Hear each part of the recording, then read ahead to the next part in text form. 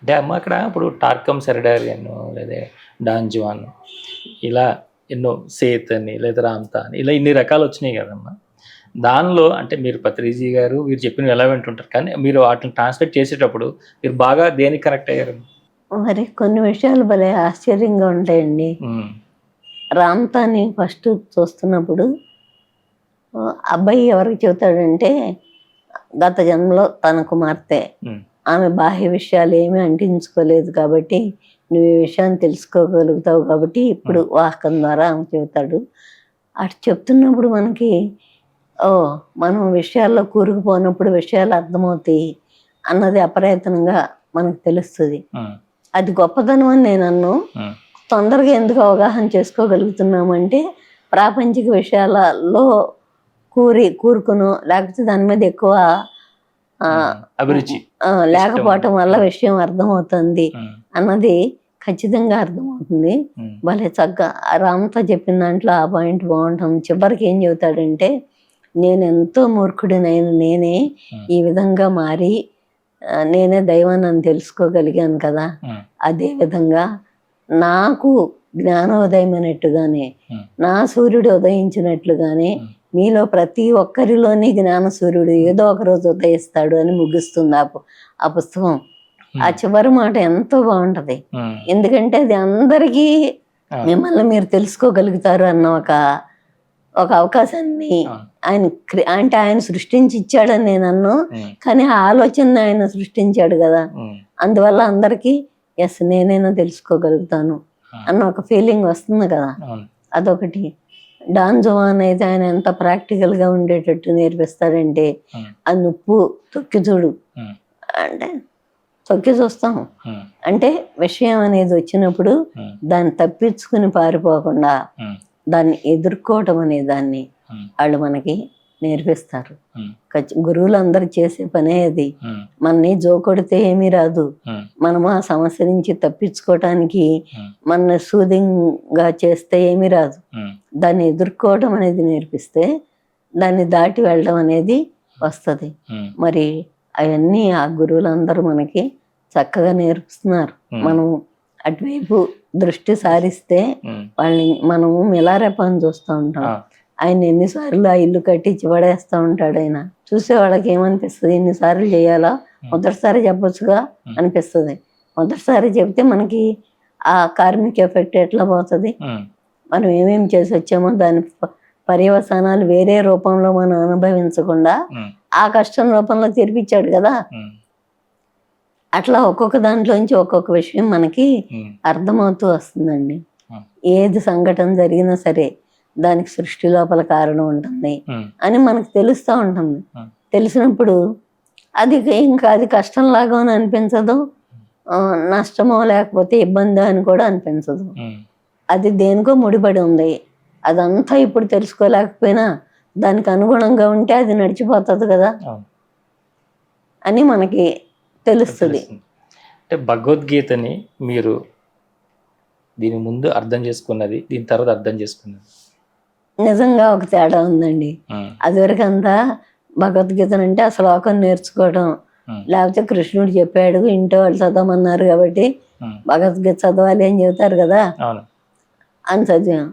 కానీ ఎప్పుడైతే ఇది పిఎస్ఎస్ఎంలోకి వచ్చిన తర్వాత భగవద్గీత అనేది అది జీవిత శాస్త్రం అని, దాని అప్లికబిలిటీ కోసం నేర్చుకోవాలని ఆ ముఖ్యమైన తేడా మాత్రం అర్థమైంది. అది జీవితంలో అన్వయించడం కోసము, ఆ విధంగా ఆచరించడం కోసం చెప్పబడింది. కానీ అంతేగాని ఊరికి నేర్చుకుని వదిలేయటానికి కాదు. 10 సార్లు దాన్ని వల్లిస్తే ఏమీ రాదు. దాన్ని కొంతైనా ఆచరిస్తే, కొంతైనా కాదు అంతటినీ ప్రయత్నించాలి. ప్రయత్నిస్తూ ఉంటే దానిలాగా జీవించడం అనేది వస్తుంది. జీవిత శాస్త్రం అనేది ధ్యానంలోకి వచ్చి నాకే తెలిసింది, ఆచరణలో పెట్టింది, ఖచ్చితంగా తెలిసింది. అంతేగాని అది నేర్చుకునేది కాదు, ఆచరించాల్సిందే అన్న ఆ ముఖ్యమైన తేడా మాత్రం ఇక్కడే తెలుసు. అరిషడ్ వర్గాలు అని అంటారు కదమ్మా, అసలు అట్లని ఎట్లా నిజంగానే అట్లా జయించే అవకాశం ఉన్నదమ్మా దీని ద్వారా? జయించక్కర్లేదండి. ఇప్పుడు మన గురించి మనకు తెలిసిందనుకోండి, ఈ క్షణంలో మనం దేనికి లోన్ అవుతున్నాం, మన లోపల ఏమొస్తుంది, ఏం సంభవించబోతుంది అని మనకు తెలిస్తే రావాల్సిందా రాకూడదో కూడా తెలుస్తుంది కదా. రాకూడదు అయితే దాన్ని ఆపే విచక్షణ కూడా వస్తుంది కదా. ఇంకా మళ్ళీ జయించేది ఏముంది? మనం ఏమన్నా పోట్లాడుకుంటున్నామా? నేను నా లోపల కోపంతో పోట్లాడితే ఏమన్నా జరుగుతుందా? అది అదుపులో పెట్టుకోవడం అనేది ఉంటుంది. అదుపు చేయడం కూడా ఉండదు, అర్థం చేసుకోవడమే ఉంటుంది. అది అర్థమైనప్పుడు ఎస్, అనవసరంగా నేను ఈ ఉద్వేగానికి గురవుతున్నా, లేకపోతే ఈ భావానికి గురవుతున్నా, లేకపోతే దీనికి లోనవుతున్నా అని మనకు తెలుస్తుంది. మన గురించి మనకంటే ఎవరికి బాగా తెలుస్తుంది అండి. మనం దేన్ని జయించక్కర్లా, అది వస్తున్నప్పుడే మనకి అర్థం అవుతుంది. అర్థమైనప్పుడు సరేలే అమ్మా నాకు తెలిసిపోయింది, నాకు అర్థమయ్యవలే అనుకుంటే అదే పోద్ది, ఎక్కడ ఇంకేం చేస్తుంది. తెలిసి కూడా నిజంగానే దీంట్లో ఉండి అవన్నిటి వాటి గురించి తెలిసి ఈ క్షణంలో నాకు ఇది జరుగుతుందని తెలిసి కూడా తప్పులు చేసేవాళ్ళు ఉంటారు. ఇంకా తప్పు అని కూడా అనుకోవడం కాదు, అక్కడ తెలిసినా సరే అది నాకు ఇష్టమని వాళ్ళు అనుకోవచ్చు, లేకపోతే నేను ఈ విధంగానే ఉంటాను అనుకోవచ్చు. వాళ్ళ భావనల ప్రకారం అది సంభవిస్తుంది.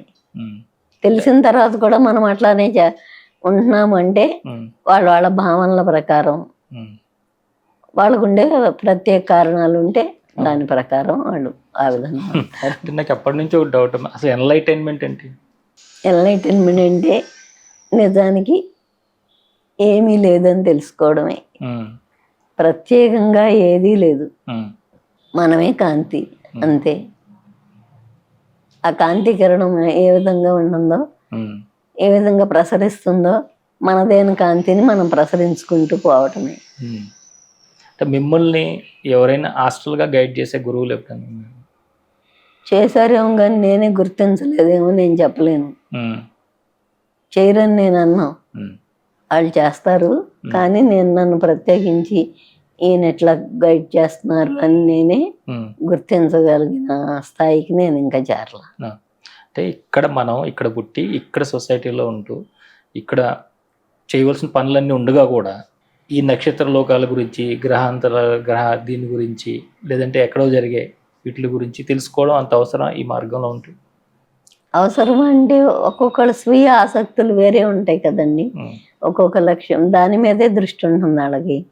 అందుకని దాని గురించి వాళ్ళు చెప్తూ ఉంటారు. ప్లస్ ఇంకొకటి ఏమంటే మనకి కూడా ఈ కనిపించేది మాత్రమే సత్యం కాదని, దీన్ని దాటి ఇంకా ఎంతో విస్తృతమైన సత్యం ఉందని, అనేక లోకాలు అవన్నీ ఉన్నాయి అని తెలిసినప్పుడు ఓ ఎంత విశాలమైన దాంట్లో అసలు మనం ఎంత మన జీవితంలో ఈ 60 సంవత్సరాలు 100 సంవత్సరాలు ఎంత, ఈ విశ్వంలో మనం ఎంత వెంట్రుక అంత కూడా లేము, ఇసుక రేణు అంత కూడా. అటువంటిప్పుడు నా అస్తిత్వం నేను నాది అని దానికోసం మన సమయం అంతా దానికి పెట్టే బదులు పార్ట్ ఆఫ్ యూనివర్స్ అనుకుంటూ మనం ఏది వస్తే అది స్వీకరించుకుంటూ వెళ్ళిపోతే లైఫ్లో స్ట్రగుల్ ఉండదు కదా, అవన్నీ పోతాయి కదా. అన్నిటి గురించి తెలుసుకోవటం వలన మనం ఎంత చిన్న టైనీ పార్టికల్లో మనకు అర్థమవుతుంది. ఈ టైనీ పార్టికల్లో నేను అనుకునేది ఏముంటుంది అన్నది అర్థమవుతున్నప్పుడు మనం నేను తగ్గించుకునే కొద్దీ మన లోపల ప్రశాంతత అనేది అప్రయత్నంగా వస్తుంది. అటన్నిటికీ అది కనపడకుండా పనికి వస్తుంది. ఇప్పటికిప్పుడు ఈ విషయానికి ఈ సమస్యకి పనికి రాకపోవచ్చు కానీ ఆ లోపల నుంచి వచ్చే ఆ మార్పులకి వాటన్నిటికీ ఆ జ్ఞానం అంతా ఉపయోగపడుతుంది. ఈ ధ్యానం చేసేటప్పుడు ఆలోచనలు వస్తున్నాయి అని చెప్తా ఉంటారు కదా, అది ఎలాగా ఆపుకోవాలి? వాళ్ళు ఎలా ధ్యానం? నెమ్మదిగా అండి 3 పనులు చేయాలి. మనము ధ్యానం చేస్తూ ఉంటాము కానీ ఆ ధ్యానం 1-2 గంటలు అయిపోయిన తర్వాత మిగిలిన 22 గంటలు అన్ని ప్రాపంచిక వ్యక్తులతో ప్రాపంచిక విషయాలే మాట్లాడుతూ ఉంటాం. మరి అవి మన లోపల ముసిరి ఉంటాయి కదా. అందుకని కొంచెం ఆ విషయాలు ఆపి ఏదన్నా పుస్తకం చదువుకోవడము, లేదా ఎవరైతే ఖచ్చితంగా ధ్యానమే చేయాలని నేను అంటలేదు, ఇటువంటి మార్గాలలో ఉన్న వ్యక్తులతో సాహచర్యంలో ఉంటే మనకు అంతగా ఆలోచనలు రావు. ఇంకొకటి మనమేమో ధ్యానం అనేది ఒక డ్యూటీ లాగా చేసి మళ్ళీ మన రోజువారీ వ్యవహారాలలో ధ్యానం వల్ల మనకి ఏ అవగాహన వచ్చిందో దాన్ని మన లైఫ్లో ఆచరించడానికి ప్రయత్నించకపోతే పెద్ద ఉపయోగం లేదు కదా. ఉమ్. లేదు కాబట్టి మళ్ళీ ఎప్పటికప్పుడు ధ్యానం కొత్తగానే ఉంటుంది. అట్లా కాకుండా దాన్ని కొంతన్నా ఆచరణలోకి తెస్తూ ఉంటే ఆ ధ్యానం కొత్తగా ఆలోచన లేకుండా ఉంటుంది. మూడోది ఏంటంటే ఎప్పుడు అమ్మో వాళ్ళకి ఎక్స్పీరియన్స్ వచ్చిందంట, వీళ్ళు ఏదో చూసి వచ్చారంట, వాళ్ళు ఇంకేదో చేశారంట, వీటన్నిటి మీద మనకి దృష్టి ఉంటే మనం కూర్చుని కాడి నుంచి నాకేదో వస్తుందా అన్న ఆలోచనే ఉంటుంది. అసలు ఎవరికేం వచ్చిందో మనకు అనవసరం కదా, మన పని కూర్చోవటం అన్నది ఒక్కటే మన దృష్టి ఉంటే అప్పుడు ఇవన్నీ తగ్గిపోతూ ఉంటాయి.